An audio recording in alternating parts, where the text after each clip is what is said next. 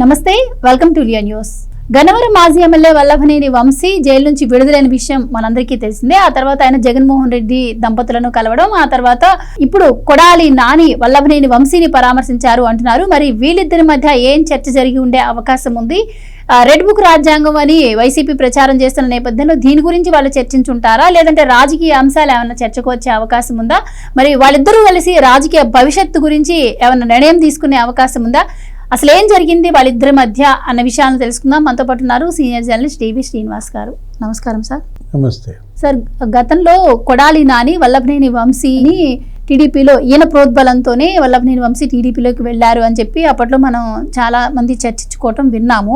So మరి వెళ్ళిన తర్వాత ఇప్పుడు ఆయన కేసులు ఎదుర్కొని రావడం, ఆ తర్వాత కొడాలి నాని అరెస్ట్ కూడా అంటున్న నేపథ్యంలో మరి జైల్లో ఏ విధంగా ఉంది అని తెలుసుకున్నారంటారా, లేదు అంటే నా వల్లే మీకు ఇలా జరిగిందా అని చెప్పి ఈయన సానుభూతి చూపించుంటారంటారా, లేదంటే వీళ్ళిద్దరు రాజకీయ ఫ్యూచర్ ఏంటి అని మాట్లాడుకొని ఉంటారంటారా?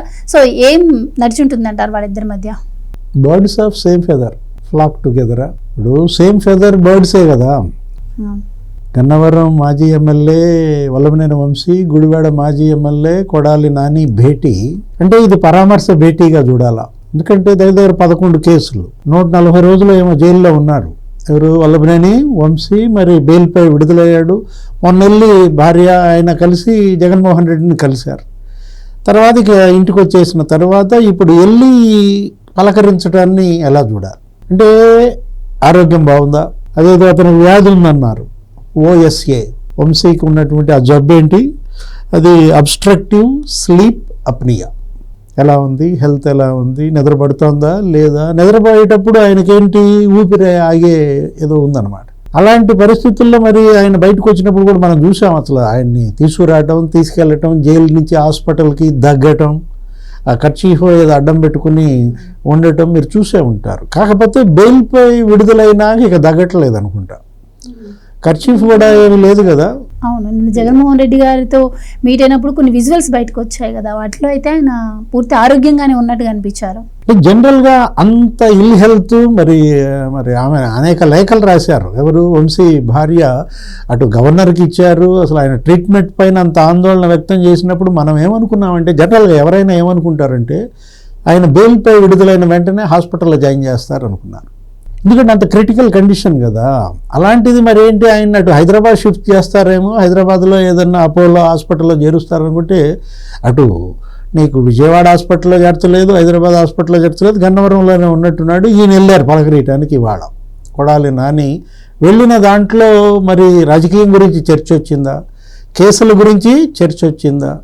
అంటే అదే బర్డ్స్ ఆఫ్ సేమ్ ఫెదర్. నా మీద ఇన్ని కేసులు ఉన్నాయి, నీ మీద అన్ని కేసులు ఉన్నాయి, లేకపోతే నా ట్రీట్మెంట్. ఇతను పేషెంటేగా, ఛాతీకి ఏదో కట్టుకున్నట్టున్నాడుగా. ఏంటది? సర్జరీయా? బైపాస్ సర్జరీ అయినట్టుంది. ఎవరు? మామూలుగా వంశీని పరామర్శించడానికి నాని వస్తాడా, నాని పరామర్శకి వంశీ వెళ్తాడా అనుకున్నాం. ఎందుకంటే ఆయన మరి బైపాస్ సర్జరీ చేయించుకుని ఉన్నటువంటి ఆయన వెళ్ళాడు. అక్కడ పోలీస్ స్టేషన్లో సంతకం పెట్టడానికి వెళ్ళినట్టున్నాడు. ఆయనకి ఏదో ఇచ్చారు. ఏది? పోలీస్ స్టేషన్లో సంతకం పెట్టాలి, పోలీస్ స్టేషన్లో సంతకం పెట్టాలని అటు వెళ్ళి అక్కడ సంతకం పెట్టేసేసి ఇక్కడ ఈ సంతకం పెట్టడానికి వచ్చినట్టున్నాడు. మొత్తానికి ఇద్దరు ప్రస్తుతానికి ఆరోగ్యంగానే ఉన్నారు. ఏది? వంశీ, నాని. లోకేష్ ఏదో వీళ్ళ ఆరోగ్యాలు చెడగొట్టాడేమో అనుకున్నాం, కానీ గట్టి పిండాలేదు. సంవత్సరం అయింది ఇప్పుడు దగ్గర. మరి ఏం మాట్లాడుకుని ఉంటారు? రెడ్ బుక్ గురించా? లోకేష్ని అనవసరంగా కెలికాం, మంట పుట్టిస్తున్నాడు అనుకున్నారా, లేకపోతే నీదైపోయింది కథ ఇక నాది బిగినవుతుందన్నాడా?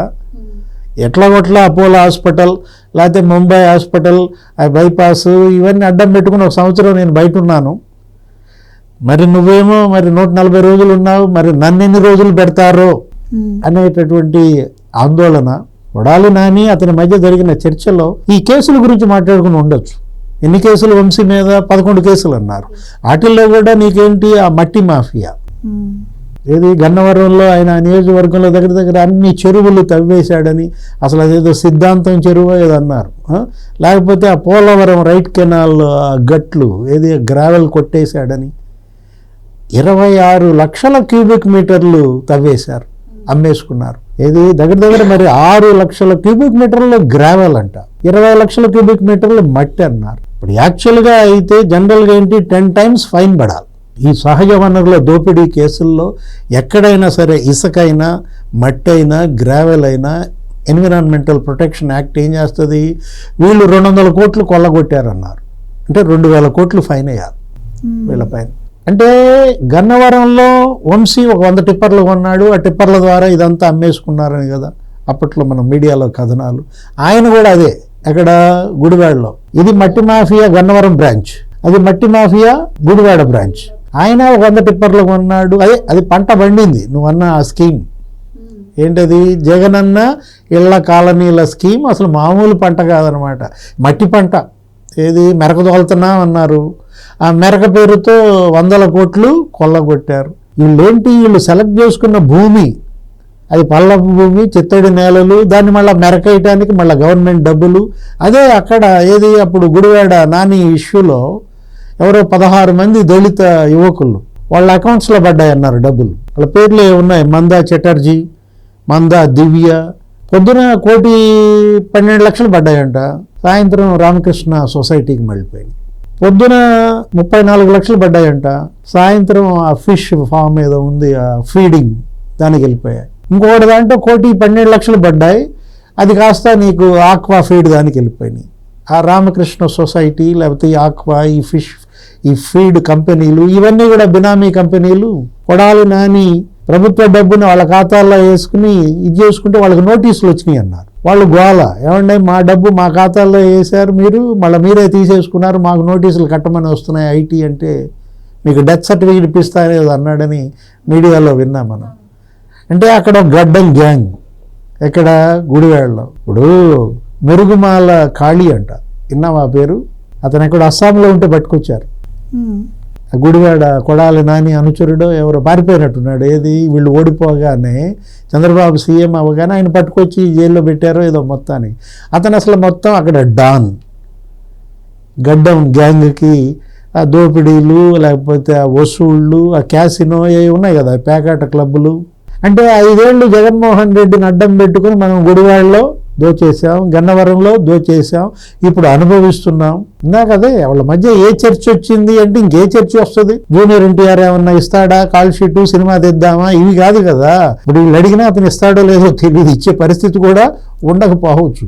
డబ్బు ఉంది, సినిమాలు తీసేంత డబ్బు ఉంది. అటు వంశీ దగ్గర కానీ ఇటు కొడాలి నాని కానీ వీళ్ళది సినిమా రంగమే కదా. వాట్ నెక్స్ట్ ఏంటి? ఇంకా ఎన్నేళ్ళు? 4 ఏళ్ళు. ఇప్పటికి ఎంత అయింది? 1 year అయింది.